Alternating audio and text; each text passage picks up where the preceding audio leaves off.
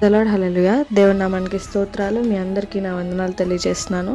ఈ దినం కొరకు దేవుడు సిద్ధపరిచినటువంటి మాటలు, ప్రియ సహోదరి సహోదరుడా, 1 యోహాను 1 8 మనం చూసుకున్నట్లయితే, if we say that we have no sin we deceive ourselves and the truth is not in us. 9-10 కూడా మనం చూసుకున్నట్లయితే, if we converse our sins He is faithful and just to forgive us our sins and to cleanse us from all unrighteousness.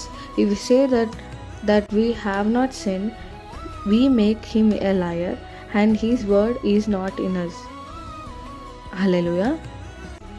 ఈ 3 వాక్యాల ద్వారా దేవుడు ఏం మాట్లాడాలనుకుంటున్నారంటే, మనలో పాపం లేదు, నేనేం పాపం చేయట్లేదు కదా, పశ్చాత్తాపం అనేది పడాల్సిన అవసరం లేదని చెప్పి నీవు అనుకుంటున్నట్లయితే దేవుడు నీతోనే మాట్లాడుతున్నారు.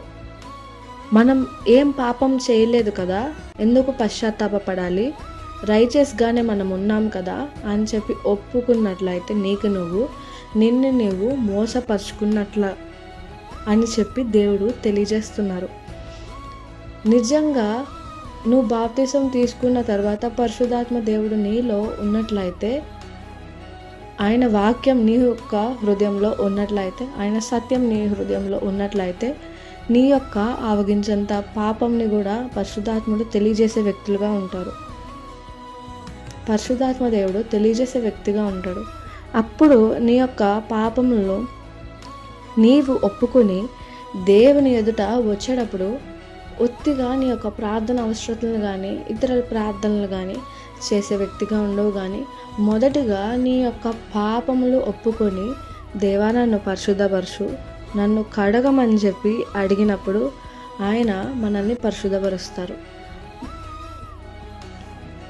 తర్వాత ఇప్పుడు నాలో పాపం ఏం లేదే అని చెప్పి నీవు అనుకున్నట్లయితే నీవు అబద్ధికుడు అనబడతావు అని చెప్పి దేవుడు వాక్యం తెలియజేస్తుంది.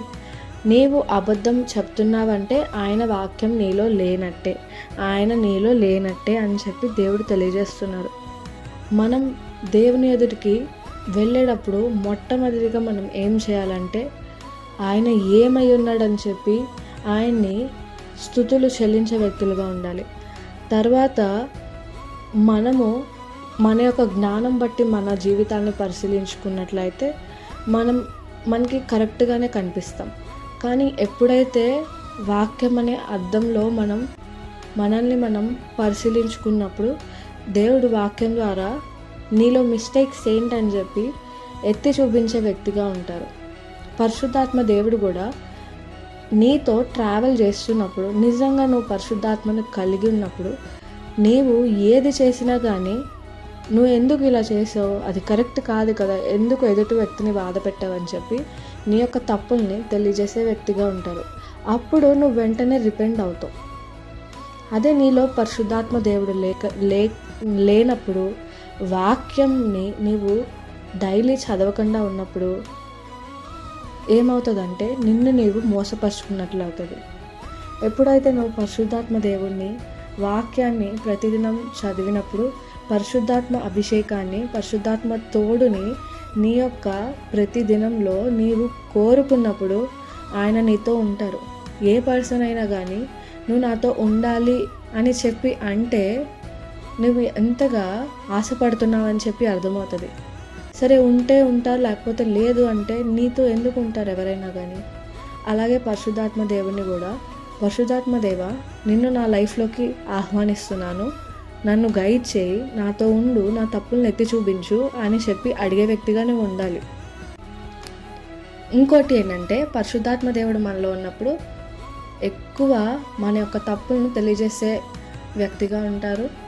వాక్యాన్ని కూడా మనం ప్రతిదినం మనం చదివినప్పుడు ఆయన సత్యం మనలో నిలిచి ఉంటుంది. ఆయన యొక్క ఆజ్ఞలను తప్పకుండా మనం నడిచే వ్యక్తులుగా ఉంటాము. అందుకోసమే ఈ దినం ఎందరో వారు మేము పెద్ద పెద్ద పాపాలు చేయట్లేదు కదా, చంపట్లేదు కదా అని చెప్పి వారి యొక్క జ్ఞానం బట్టి మోసం చేసుకునే వ్యక్తులుగా ఉంటున్నారేమో. దేవుడు వారితో మాట్లాడుతున్నారు. నీలో పాపం లేదు అని చెప్పి అనుకున్నట్లయితే నిన్ను నీవు మోసపరుచుకున్నట్లు. నీవు ఎప్పుడు పాపం చేయలేదు అని అనుకుంటున్నావా, అయితే నువ్వు అబద్ధికుడువు అని చెప్పి మాట్లాడుతున్నారు. దేవుడికి నిన్ను నీవు మోసపరుచుకోవడం, నీవు అబద్ధికుడుగా ఉండడం దేవుడికి అయితే ఇష్టం లేదు.